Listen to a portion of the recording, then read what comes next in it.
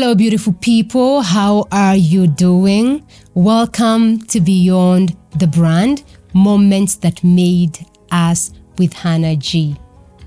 Let me ask you a question. Those brands that you admire, they are powerful. When you look at them, what do you see? Because I'll tell you what most people see. They only see the glamour, the money, the success, and the beauty, and even the influence. And these are the things I like to call the tip of the iceberg. And this is what most brands will show. But there are things beneath the iceberg that you will never get to see unless somebody tells you. And these are the things that every brand, before it becomes powerful and big, these are the things it has to go through. Sometimes it's pain, it is the sweat, it is the blood, the hard work, the strategic decisions that had to be made, the early mornings, the late nights, the being broke at some point. Those are the things that you don't get to see with a powerful brand, but they are there and they exist.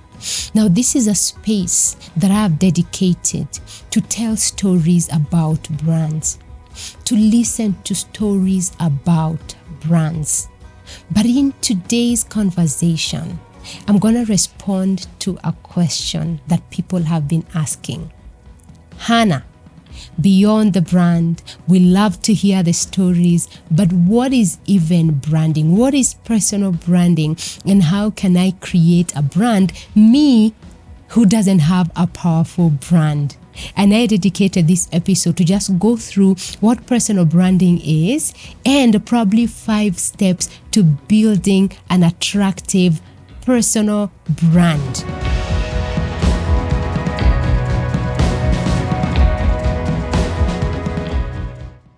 What is personal branding?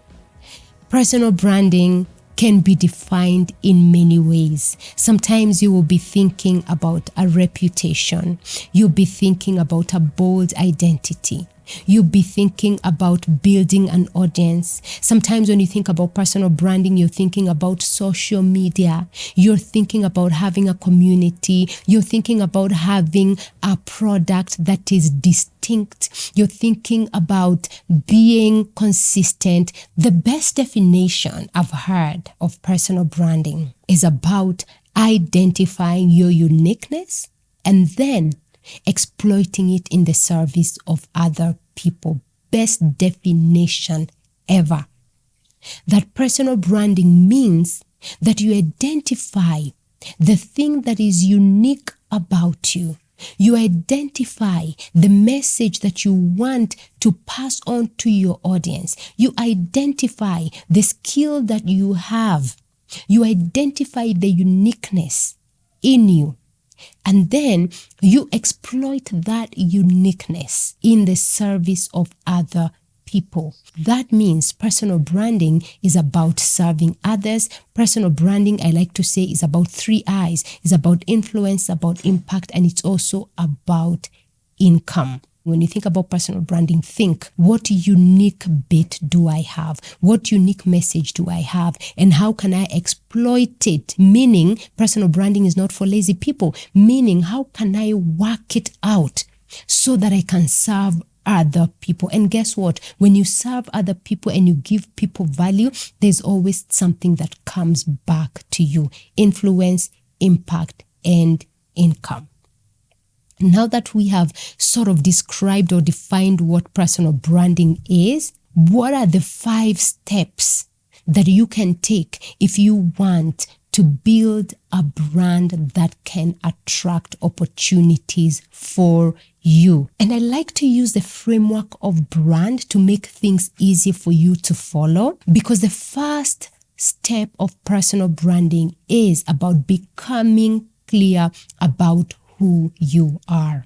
I'm telling you, when people come to me for coaching, I do personal branding coaching, and they come to me, the first thing I usually ask is, what do you want to brand? And the reason this is important is because I first want you to know that you already have a brand that exists. You already do.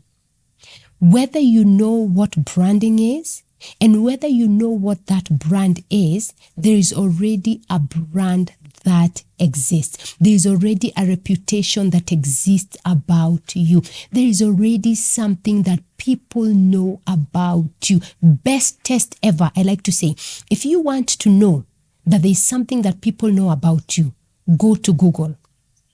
Go and Google yourself.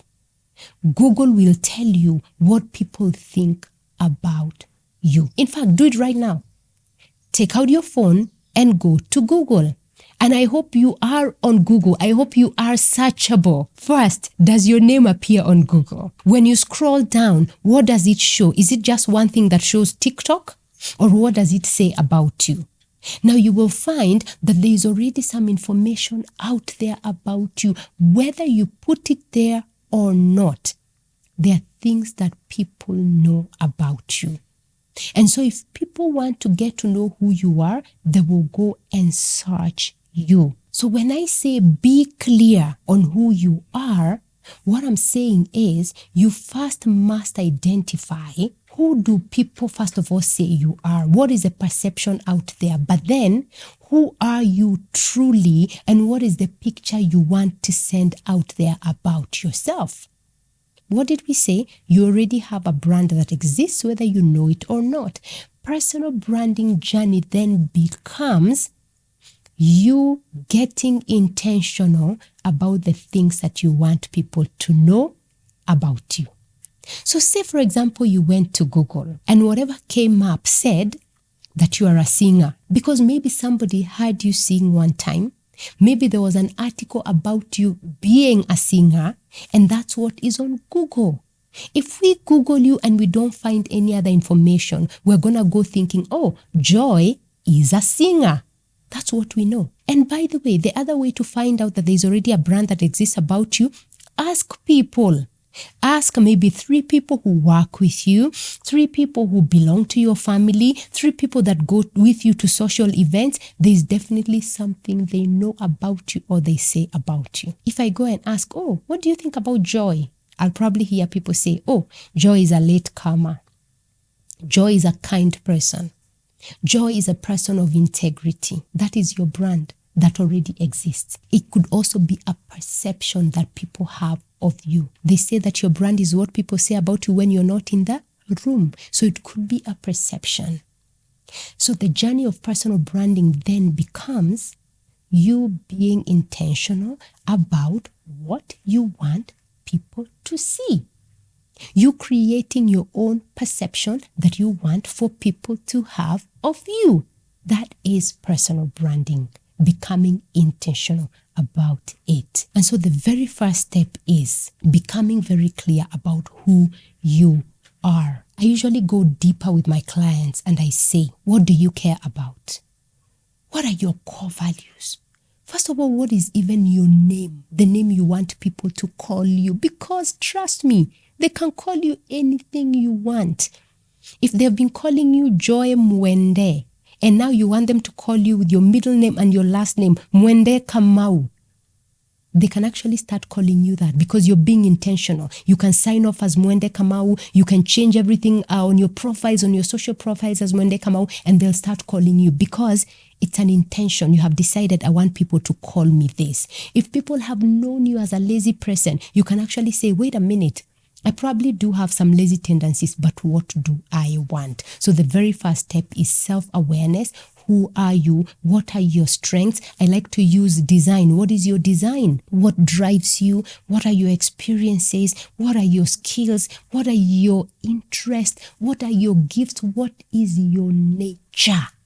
You have to get into that self-discovery journey first because your brand has to start with the person and the purpose. And of course, there's a lot of exercises we can do. There's a lot of conversations we have. There's a lot of digging that you must do for you to be self-aware so that you're clear about what do you want to brand. I want to brand myself as what? As who? It's very good for you to get clarity on that. Then you get into the second step of personal branding, and this is refining your message. Remember, we're using the framework of brand. Be clear on who you are and then refine your message. Now, as you are being clear on who you are, as you are on that journey of self-discovery, as you are becoming aware of yourself, you probably thought, I have this gift, I have this interest, I have this skill. What did we say personal branding is? Exploiting your uniqueness in the service of other people. So you probably thought, I have this skill that I can use to serve others. That is your message. I have this thing that I want to bring people in and to make people aware of. What you do then in the second step is to refine that message and say, I want to serve people. Which people? That's about the target audience. That's your avatar.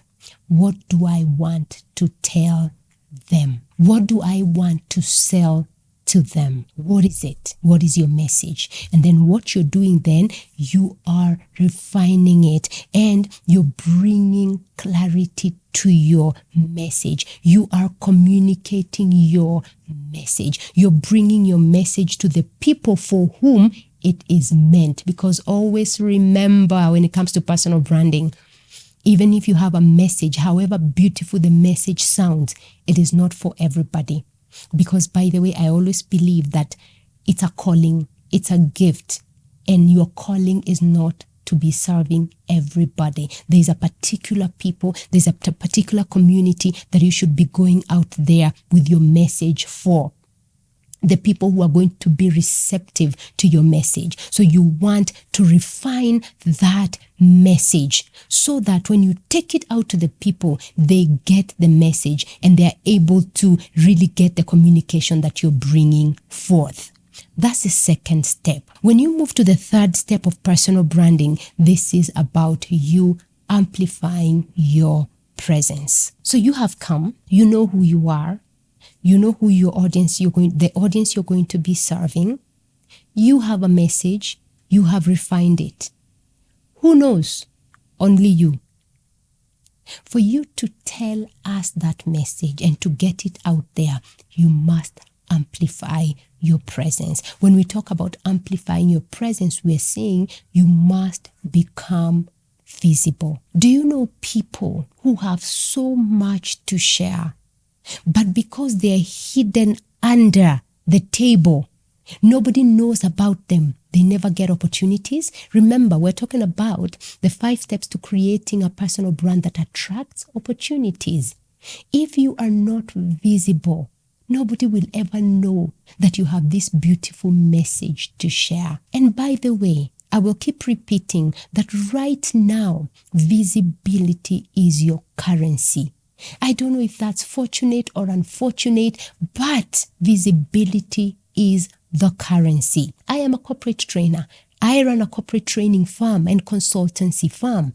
And what you see commonly in consultancy firms is that we don't necessarily hire consultants to come and sit in our offices. We don't necessarily hire trainers. We work with associate consultants and associate trainers so that when we go out there and we secure a job, usually we come and say, oh, we have a list of consultants, we have a list of trainers. This person can train on this person can train on this. But usually what you will find is that even the client only wants to work with consultants that they have seen active on LinkedIn. True story. You'll find a client telling you, I don't want to work with this trainer. And you're wondering, why don't you want to work with this trainer? They're very good. But the person will say, but we don't see them doing what you say they do. They say, oh, you say this person is very good with governance. I have gone and Googled. Remember Google. They will Google you. If you want to know there's a brand out there about you, they will Google you. Go to Google.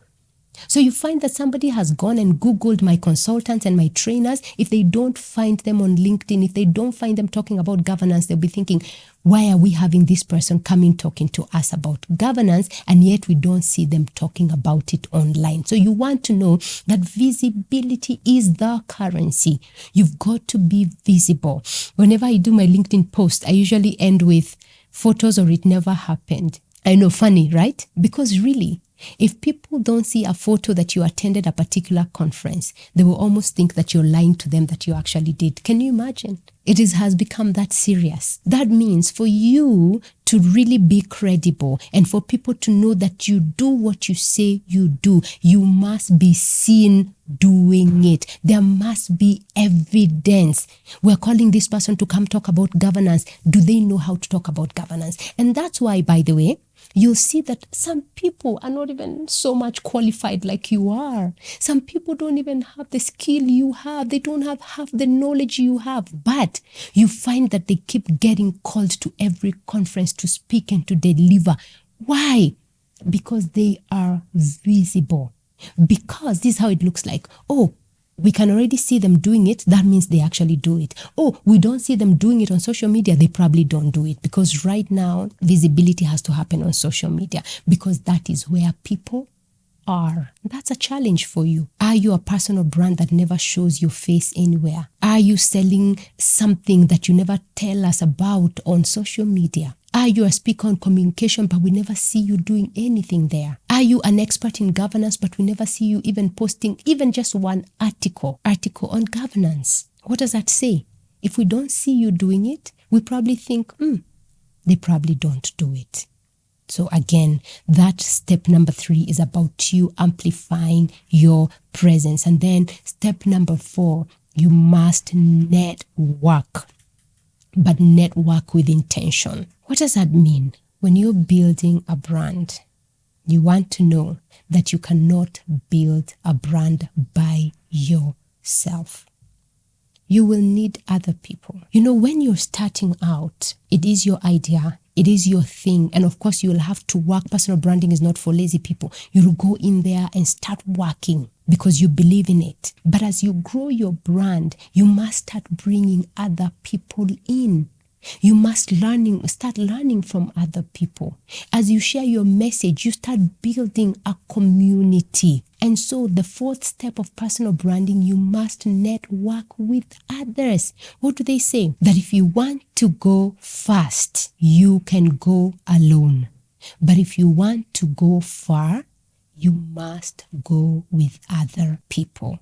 Exactly that. So for you to build a brand that's going to be here for a long time, that's going to be sustainable, that's going to grow a little bit, faster, you can engage people so that you can grow without so much struggle because you're learning from others, but also so that you can go further because you're getting ideas from other people. This is about relationships. You must know that your net worth is in your network. So you must make sure you are engaging people as you grow your brand. You're engaging a tribe. You're engaging a community. You're building relationships, because it is from relationships that revenue is created. But not just networking. You're networking with intention. That means you're building with the right people.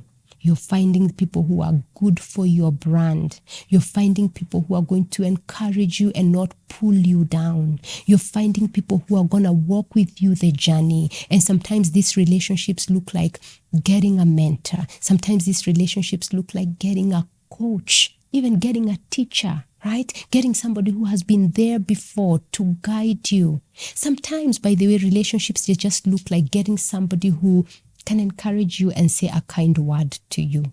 That's what it looks like. But also, it could also look like networking with people who become devil's advocates for you, who give you feedback that you really need. You don't want to hear it, but you really need it. Those are also important people. So again, I want you to know that for you to build a brand, and especially a brand that's going to attract opportunities, networking is going to be very, very important. And lastly, the D, and this is about delivering with excellence. Now, when it comes to personal branding, people will trust you because they see you They'll probably like you because of how you sound and what you're selling and how you appear and how you sell it even.